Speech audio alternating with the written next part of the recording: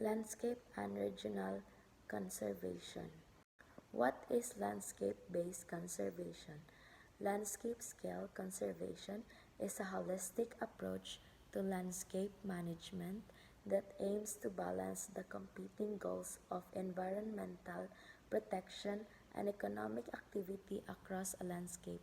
Because of climate change, landscape-scale conservation may be tried on occasion. The science of ecology is divided into three categories: the theoretical ecology, empirical ecology, and applied ecology. Theoretical ecology.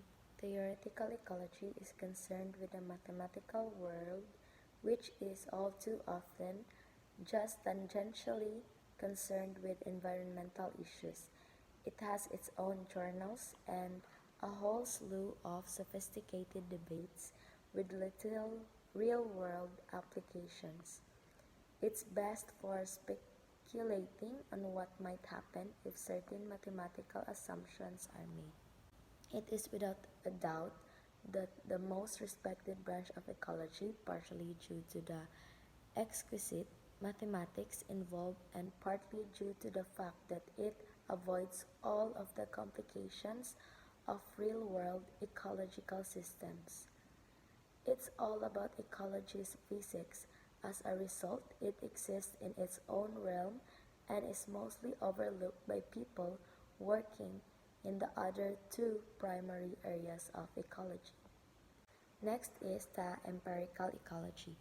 The goal of empirical ecology is to learn how the natural world operates at the level of individuals, populations, communities, and ecosystems. Its practitioners, in their purest form, are unconcerned about fixing real ecological or environmental problems, but they do so on the assumption that the information they provide will be beneficial now or in the future.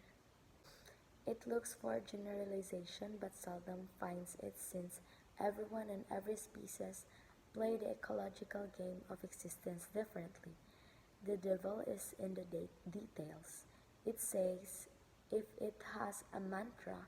The difficulty is that the nitty-gritty of empirical ecology is tedious to politicians, business people, and much of the current television generation, which has a 7-second or 140-character attention span.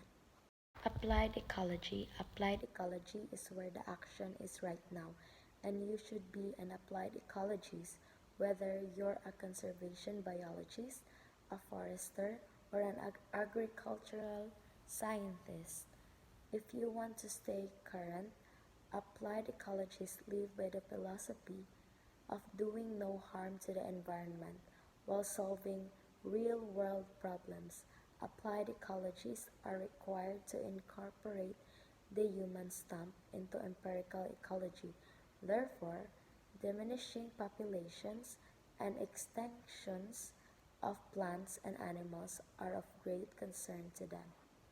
Humans have a major, although not exclusive, impact on climate change, and much of applied ecology can be traced back to the effects of climate change on ecosystems, all of which is exacerbated by the growing human population and its rising demands. However, applied ecologists are constantly at the forefront of today's environmental difficulties, since problems increase faster than feasible remedies can be assessed.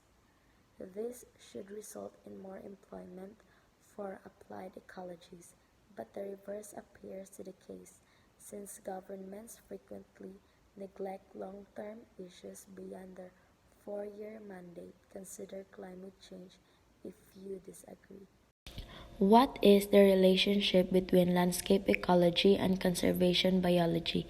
Its goal is to investigate patterns, processes, and changes on a hectare to square kilometer scale.